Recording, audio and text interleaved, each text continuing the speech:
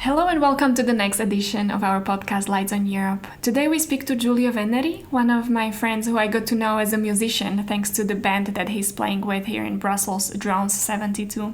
He's actually a colleague that's working on Albania, one of our neighborhood countries that we're helping reform all sectors of their society and get better integrated into the European Union one day. He is also sharing about his work with the youth and his vision for the future of education and how he works with students from all around the world to better understand European Union and possibly be better in case they're competing on the European policy making labor market. And last but not least, he's also sharing his wisdom about creativity and how we can unleash the beauty and the emotions that we have in ourselves whenever we embark on some kind of creative project. Hello and welcome to my friend Giulio Venneri. Thank you so much for having me with you. So you're a very interesting case of whoever could be a European official in the institutions. I got to know you first as a rock star or a musician and only later as one of the probably wisest people I know around here. So who are you primarily, or what is the most favorite myth people think of when you tell them that you're an European official and then surprise you with who you are really? Well, first, thank you so much for all the flattering words that you used to introduce me. But to go straight into your question, I've been doing a lot of outreach for the Commission in the past few years that I'm here in Brussels, and indeed I noticed that there's always a little bit of skepticism on EU officials, on how we follow the rules, we follow the line, and first of all, I think the myth is that we cannot be funny. And then by interacting with young students or journalists or whoever category of visitors we get in our visitor centers or in other contexts, also during missions, etc., it's always surprising that there is someone coming at the end of the talk or the interaction saying, "Oh, you are actually a very cheerful person." So I think one of the biggest myth is that we cannot be cheerful if we work for the Commission. I think it's a myth that we have to work to solve. Yeah. So big thanks to you as well, that you also work on busting this myth by everything that you're doing, which, as I said, for me, it's primarily a rock star or a guitarist. So what is this musician identity in you? How do you manage being a rock star as a new official? Well, rock star, I think it's a big word, but let's say that with a few colleagues, we managed to keep alive a music project. We have already produced two EP extended plays. What is it? It's an album with 5-6 songs, so it's just a short CD, and it's actually Brussels that brought us together. We have a band of 4 members, 3 working for the EU institutions and one friend who is our singer and frontman from the private sector. And we met in meetings, and you discover that a colleague is sitting next to you and is moving his fingers, pretending he's playing the drums in the middle of the meeting. And at the end of the meeting, I went and said, "Do you play drums?" I said, "Yeah." "Do you want to do a band?" So that's how it actually all started. Yes, of course. So it is a band that it's born under the auspices, let me say, of EU institutions, although, as I said, the singer is not working for the EU.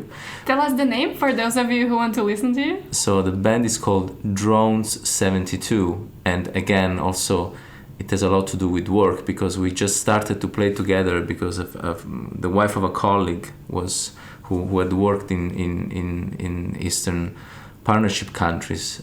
She was volunteering for a project getting young kids being operated here in Brussels at St. Luke or other hospitals. And she knew I was a musician, and she said, "Hey, can you just put together a band with some of your colleagues, because we are to fundraise for kids to get a heart transplant." I was like, wow, that's a very noble thing. So it started actually because the wife of a colleague asked. And then the name was just very random. I was actually on mission Mission being you speak for business trip? Exactly. I was on a business trip to Bosnia-Herzegovina, and we were attending a presentation by our military, including drones pictures. And then I got this message in the evening saying, hey, I need a name for the band, for the flyer. And I say, oh, I was all excited about this drones picture. So I said, drones sounds cool. And then on the way back to Brussels the day after, one of the prospective back then band members said, hey, I just checked on Google, there is a band called DrØnes. And then I said, okay, there's only one way to avoid being sued.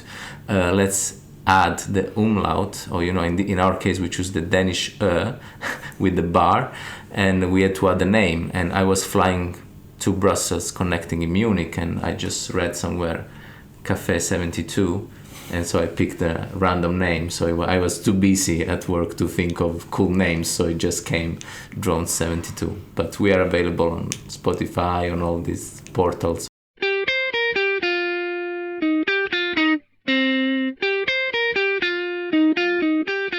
Tell us a little bit more of what is it that you work on actually. You've mentioned the Eastern neighborhood and enlargement, which is one of the most important policies of the European Union, really the interaction of the neighboring countries that we have a very special relationship with, but who are not our members yet.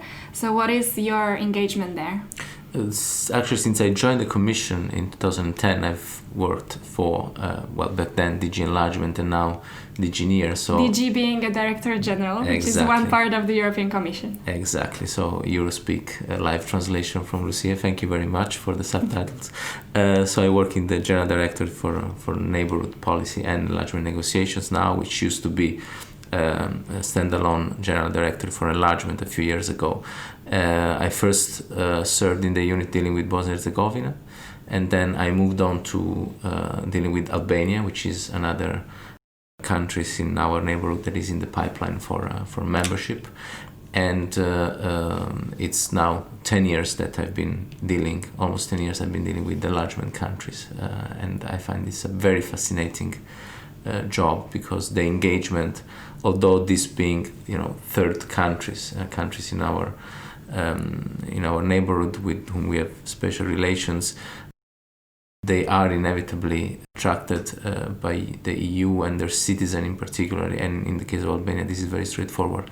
The citizen have I think an enormous thirst for Europe, for what all the EU and all its values mean. And I have to say that very often I find very refreshing to engage, especially with the youth, when we organize outreach activities in the countries concerned, especially in Albania recently. I come back getting very refreshed by the youth of this country, because I tend to understand more, if possible, of our values and achievements by seeing how we are perceived in the eyes of people who aspire to join our space of freedoms. So this is very refreshing. This is also very fulfilling, gives us a good feeling when we get to speak to people from the countries who are aiming to become members. And I get much more conscious of this, how much of this eager, really wish to become a member is there when I go to our regions, and when I hear how maybe sometimes ungrateful people are, or how much they disagree with whatever the European Union is doing, or don't understand what it's giving them in everyday life.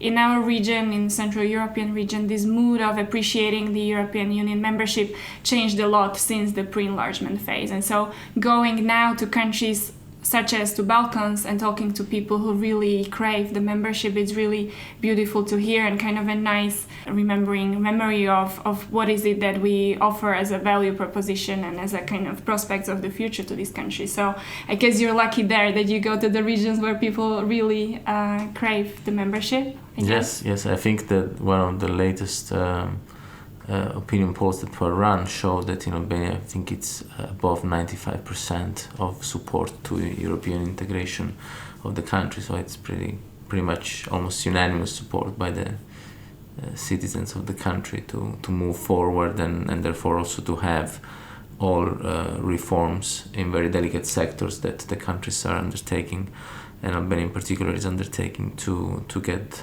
closer and move ahead in their European path. What do you say to people who are afraid of Eastern enlargement?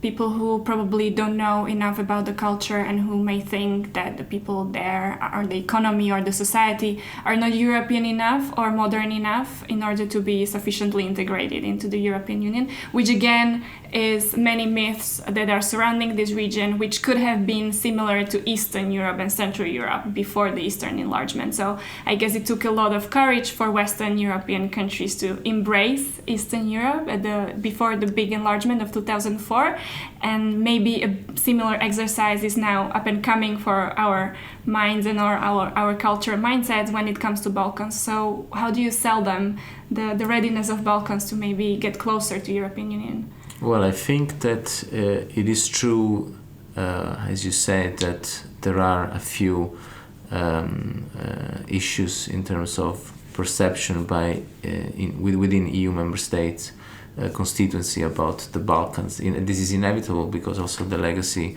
of the war, it's not so far in the past, and still the image of refugees, or the images of stability coming from the Balkans is something that is very visible to the people in Europe, and therefore this is what people associate the Balkan to.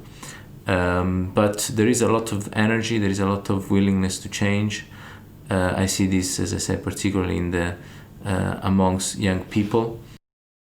And the enlargement process is a very rigorous process that entails grassroots transformation of the countries, strengthening the rule of law, strengthening the economy, strengthening policies for youth, for employment, are all part of our engagement with these countries. So through years-long processes targeted for each of the countries in the enlargement pipeline, we are helping the societies to change, structure, institutions to evolve, to reach European standards, and obviously slowly to implement all the acquis, because this is the acquis being the European legislation. Meaning exactly the whole body of laws that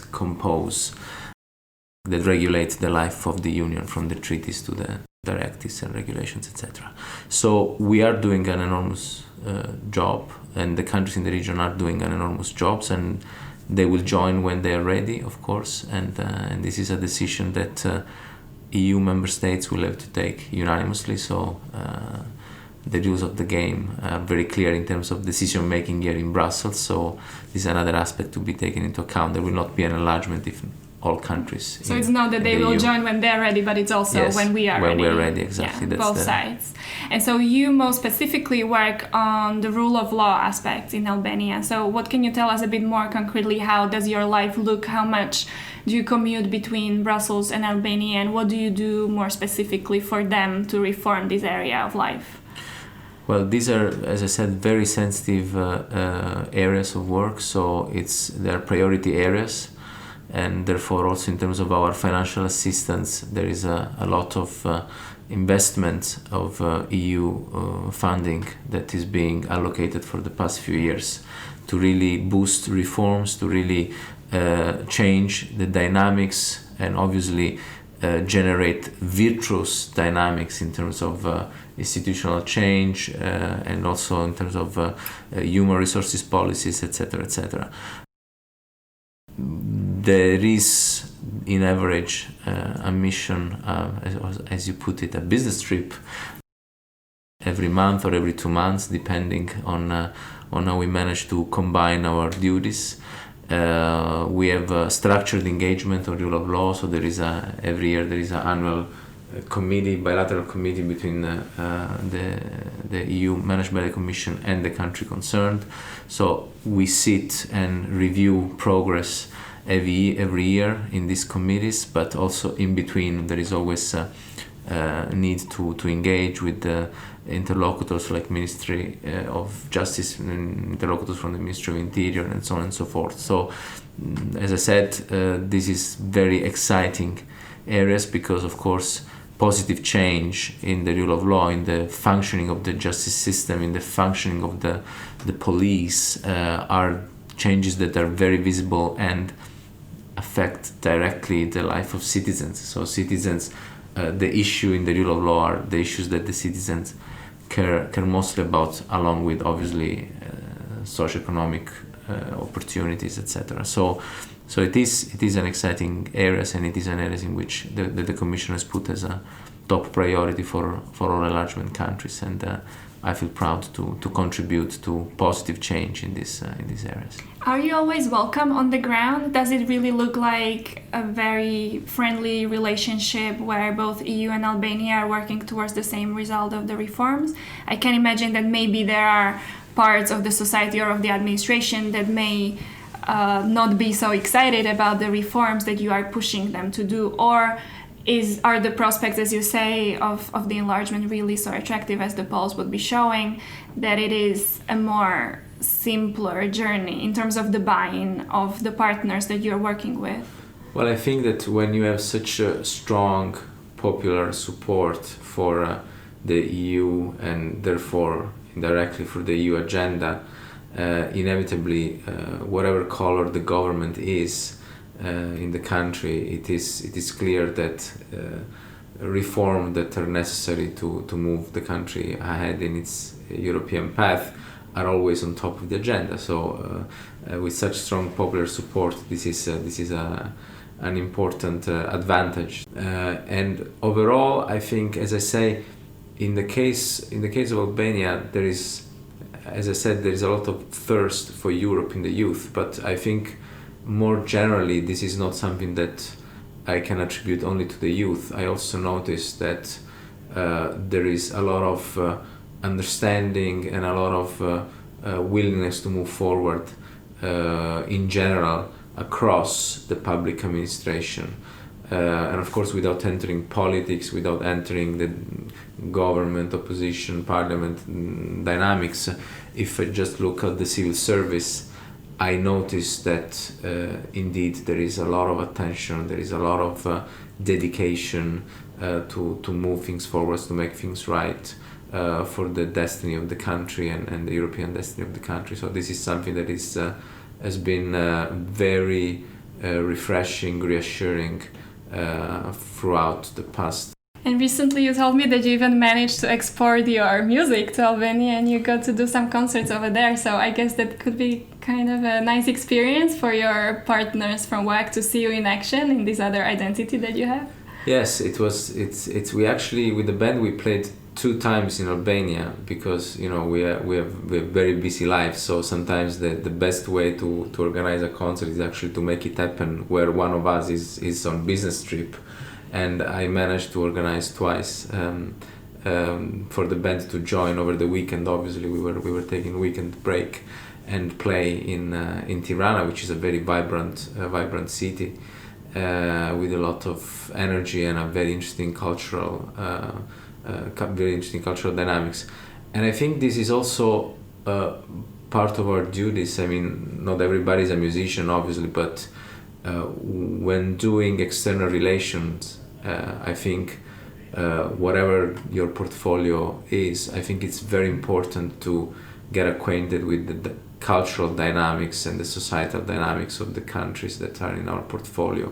So regardless of, in my case, for me being a musician, it comes more natural to discover, exploit and exchange certain cultural channels. It is through culture that the exchange, beyond the pure content-related office dynamic with our interlocutors from the country, it is with pure culture that the real exchange takes place. And this is why so far I can say that I've always fell in love with the country I dealt with. But you don't only give back to Europe through music and your work, but also through education, because you're also a professor, teacher, researcher in multiple places. What is your focus there? Which are the places that you enjoy most? What is it that you teach? How do you teach? Well, I come from academia, so prior to joining the commission, for my PhD, I started to teach, and that was something that I really enjoyed. And then I managed to realize my dream of joining the EU, and in particular the Commission, as a civil servant. And despite that, I thought that keeping some limited teaching activities whenever the job in the Commission would allow was something for me at a personal level important to do, but also important for the Commission to do constant outreach, because not only it's important to do outreach when people travel to Brussels or when we travel to a country and there are meetings related to our work, but I think the best outreach can be done when people don't expect that someone is actually doing outreach. And I think my students I teach in London and Rome mainly, and students sign up to my course, which at the beginning was not was linked to European integration and enlargement, etc. But slowly I've moved, although keeping the same case studies, I moved also on more vocational training. So in a sense there is also an interest in preparing future interns and future maybe colleagues, etc. For vocational training. And I have to say it's hidden outreach, because people sign up to the course because they like the idea and they like the content, and then they get before their eyes someone who actually works in the Commission, believe in what he's doing and in what the Commission is doing and what the EU means for its citizens. And therefore I think it's most effective outreach, because they don't come up to Brussels for outreach. They're there, they're doing their university life, and then ta-da, surprise effect. Giulio shows up talking but well what I about find the EU. is really exciting, and I think that is the education 5.0, because the universities who only teach theories and concepts are becoming outdated and irrelevant given the uncertainty that's out there on the job markets, and also given the vast volume of information that is out there online. So it is an interesting question to be asking ourselves: what is really the most valuable style of teaching at the universities? And I think it's really interesting if you manage to bring together the concepts, the theories of European integration with the insider knowledge of the operations, and as a third pillar, with a bit more insight into who do you need to become if you would want to become a creator or co-creator of the European policies, and maybe enter the European civil service one day. What is it that's most surprising for the students when you tell them about our job? What is it that sounds cool to them that they wouldn't have expected about our job and lifestyle, that you think we could be communicating much more broadly in order to, again, bust those myths about the European officials being grey and boring people? I'll answer your question by telling the opposite story. Because one time it happened to me, and then I'll get to your point. One time it did happen to me that a student, after the first seminar, after the first 2 hours, comes to me and says, I thought you were a diplomat and you were doing foreign relations for the EU, etc. And now you're explaining, you came here to talk about policy writing techniques. Because this is what I found more interesting moving from academia, from PhD to the Commission, is how you have to change your narrative and your writing style and techniques in order to have accessibility in your documents, in your output. What was your PhD in, by the way? I wrote a PhD on sovereignty related issues, and my case study was Bosnia-Herzegovina, the state building of Bosnia-Herzegovina after the war. So I found very interesting this dichotomy between academic writing and policy writing, and then I made this a course where I clue students in differences but also similarities, and I try to show how easy it is sometimes to just keep some good habits that you have in academia when you join an office. It doesn't matter whether you're working for a commission or an NGO. And this student comes and says, I thought you were a diplomat, and now I understand you write a lot in your work. And I don't know if I want to become a diplomat anymore, because I told them, when you are a junior diplomat and you join foreign service in your country, that's the first thing they make you write is briefings. I mean, it's our life in the foreign ministry. Like even if you go to an embassy, you would probably write a speech for your ambassador. You would be writing all the time.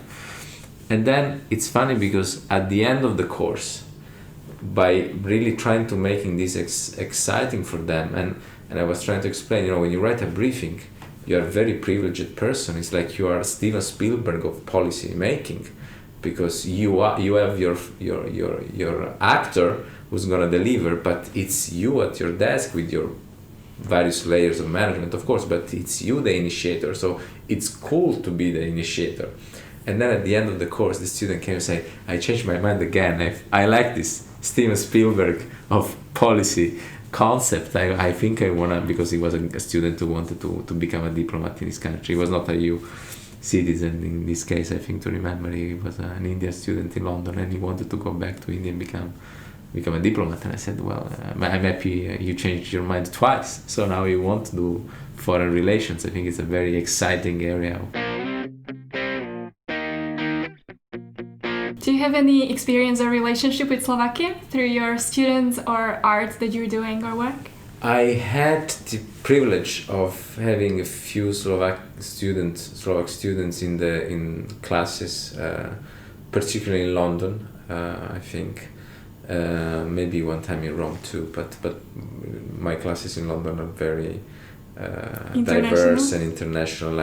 And this is what is beautiful for me as a commission official, when I can explain the achievements of the Union not only to EU member state citizens but to students, but also a lot of students from Latin America I've had in my career. And it's interesting to see how sometimes in classes they are more thrilled by our achievement, by Schengen, by all the freedoms that they become acquainted with. And Slovakia, Slovakia is a fantastic country. I had the privilege of going for an outreach in Bratislava in one university a few years ago for the commission, and I had a class of, I think they merged a few classes, so I had a huge room packed of students. It was a very dynamic interaction, and there were many students also from neighboring countries. From Ukraine, for instance, I remember there were quite a few students studying in Bratislava, from Russia too. It was a very interesting class. And I have a special relation with Slovakia because, as you probably know, the artist that designed the logo of our band, DrØnes 72, is a Slovak artist. It happens to be a Slovak artist, so I'm always many of our gig flyers and posters have been handmade with Chinese ink by this amazing guy that is in Bratislava. So I have a very special friend in Bratislava who is an artist. What I wanted to say is that I find it really rewarding if you get to speak to people from third countries, from really internationally and globally, because you manage to see this seed of inspiration, and maybe one day, because these people are studying policy making and politics, maybe one day they will turn into change makers in their regions, inspired by what you're teaching them. And so it makes me think, what is your dream in terms of your career and further development? Because so far we've covered these three streams, you as a policymaker, as an artist, and as a teacher. Do you see these three streams converging, or one of them taking a priority at some stage of your life? What are your bigger vision and dreams where you see yourself being most fully expressed and your talent being mostly used? Well, I think I have to say, working in the EU has given me really a lot. And even my dedication to the job has kind of grown consistently since I joined the commission almost 10 years ago, as I said. So I see that this trajectory is going up, and I think that, and I hope that my contribution to your integration through exciting, but also sometimes can be less exciting tasks. I mean, this is life. The life of a civil servant, you never know what's coming. It's not always everything super exciting, but there are things that have to be done.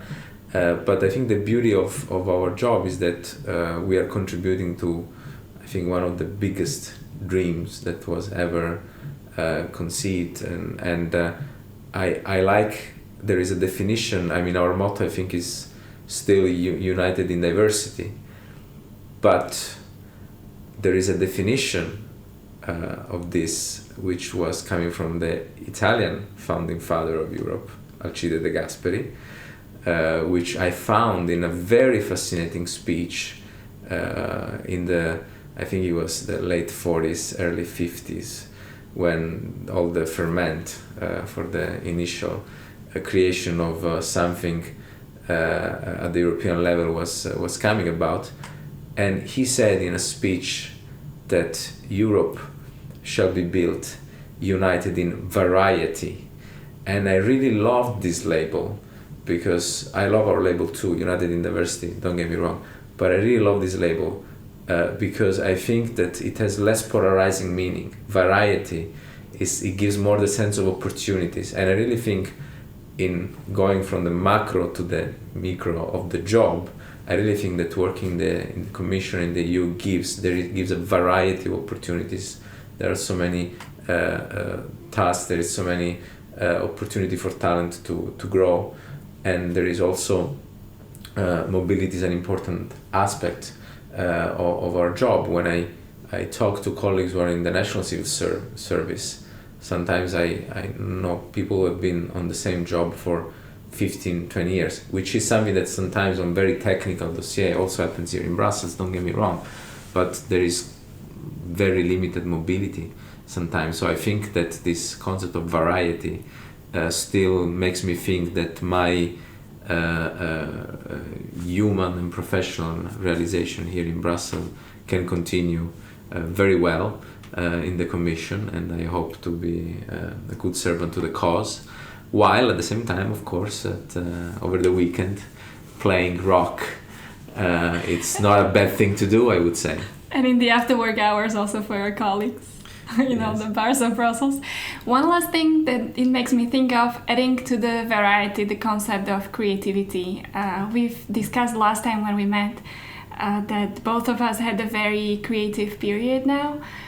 Also combining this with what you shared about good policy writing and writing in general, how do you work your creativity? What are the circumstances and periods that you manage to be mostly creative? For those people wondering out there, next time they want to write something or compose something or write a book and they don't really know how to get their thoughts really organized or how to really unleash this beauty that they're carrying around, what is your trick of making this happen and creating new beautiful things? So you're not talking about creating new briefings in this moment? No. Okay, so it's really pure non-work related question. The Gasperi kind of speech and the Giulio Venneri kind of song. I wrote a song yesterday, actually. I wrote a new song and I sent it to all the friends in the band on WhatsApp, and there was unanimous approval, and everybody said, we look forward to playing this together. So how did I do that? Well, I think the only way, first of all, one doesn't have to be shy with himself or herself. It's important to let emotion flow, to let emotion hit us, because sometimes emotions are a big hit, positive, negative, painful, joyful. So I think in order to be creative, it's important to have the readiness, the maturity, and the sensitivity to let emotion have their impact on our mind and on our heart. And it's important to be able to listen. This is something. To the emotion. Listen to the emotions. And if you're a good listener in general, if you like to exchange and listen to your friends, etc., you also become very good listeners of yourself.